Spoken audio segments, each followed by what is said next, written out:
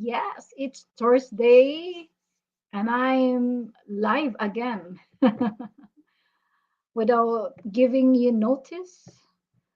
I just want to take this opportunity since it is Mental Health Awareness Week. So here am I, sharing whatever I could share. But before I will go on to what I'm going to share with you. Let me introduce myself. If this is your first time catching me live here, my name is Enjoy, and I love doing what I am doing. And today's topic is about sharing my story while I was going through with depression and anxiety, and yes, panic or what you called, and also, sharing actually is caring for others. And I know that we may have different stories. Your story and my story are different.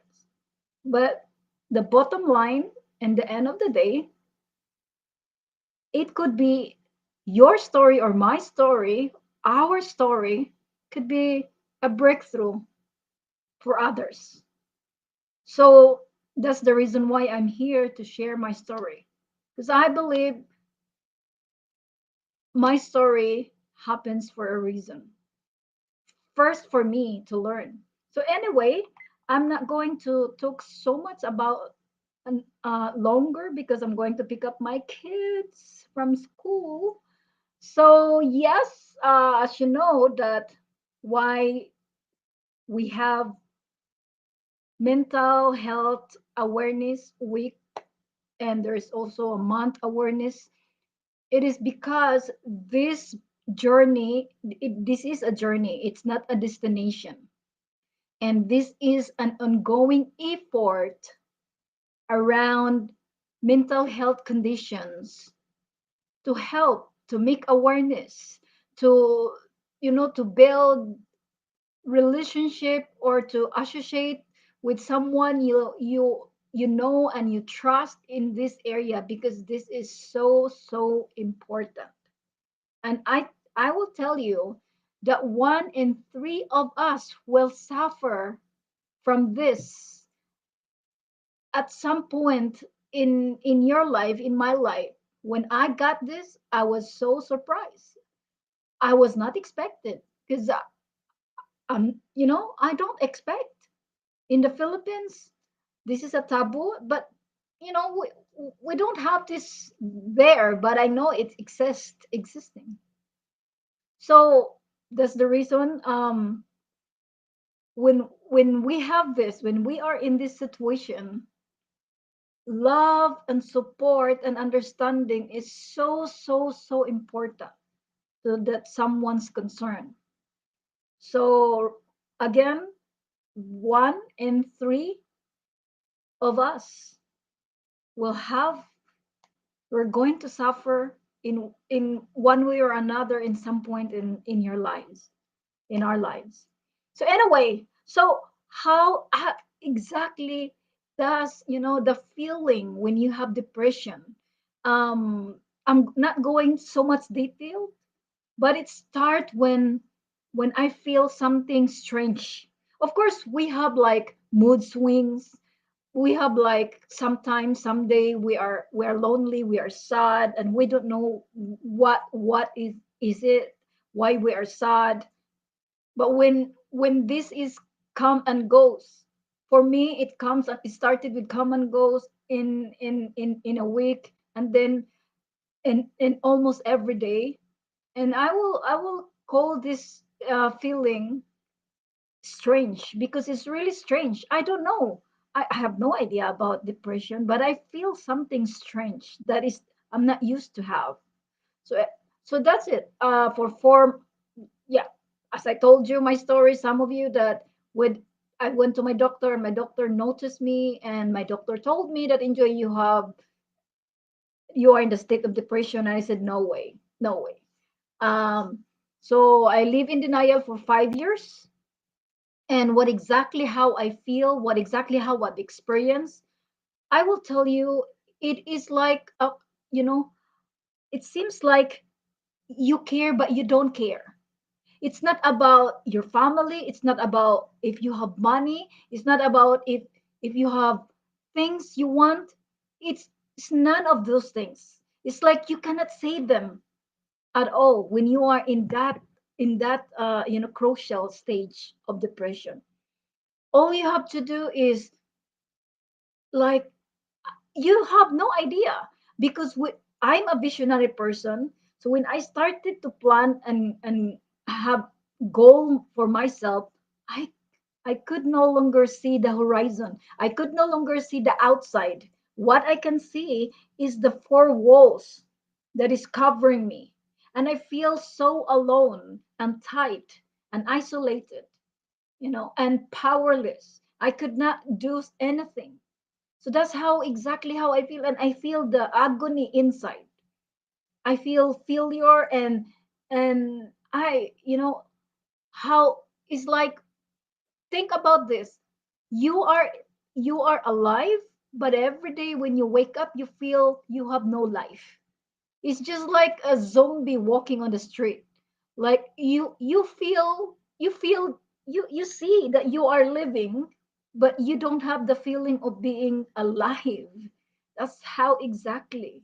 And all you have to do, that's why a lot of people committed suicide when it comes to this. All I want is I just want to stop living because there's no reason. And they would say, think about your children. You have a beautiful family. Yeah, that's true. But I cannot see it there. I cannot see those things. All I can see is like my, I cannot think the right thing. It's because of that. It's just like the worst thing is really end up my life. And that what I came to that I decided that that's the only solution is to end up my life because the agony and you know feeling a failure to my family, my children, they are watching me every day struggling with this. There's no point of living. So I reached to that point. I reached to really the bottom, rack of my life where I really have to end my life. But God intervened, and I willingly accepted that I needed help. That's why I went to treatment, therapies, and yes, depression, antidepressant medicine. So it took me a years. And how this impact my life? Of course, it impacts my life because it's ruined everything. I would say I was dead and now alive again because it breaks all my dreams, my plans, and my relationship. I don't, and it helped make me like unable to meet my children's needs, my husband, and even my own needs. That really impacts so badly, my friends. So this is, well, it differ from one person to another, but this is how exactly. And every day you feel the pain and agony and failure. You, whether you like it or not, you feel and you see, and you don't want to go out, and you like to be all alone, So that's how it feels. And that's why during this time, if you are in there right now, or if you know someone who is struggling, suffering with this, please show your support, show your love. Don't be judgmental. Show your even if you don't understand, show them that you understand. Show that you are there for them because it is important. You might save life, my friends, you know? And for those of you who are struggling right now, again and again, don't be afraid to contact someone that you trust and talk about this. And if you need a professional help, please don't wait so long before you contact therapist or doctor, whatever that it could help you. It will save your life, I tell you. And of course, your faith in God. But sometimes, circumstances will completely going working on in our lives. So we will just going through with it, and then after that we're going to learn. So in a way, that's all how I just a detail of how I feel during my depression and anxiety, how to live with that. It's completely lifeless. It Now my life is being restored, but I'm in a recovery program right now. I'm restoring my life and started my life right now.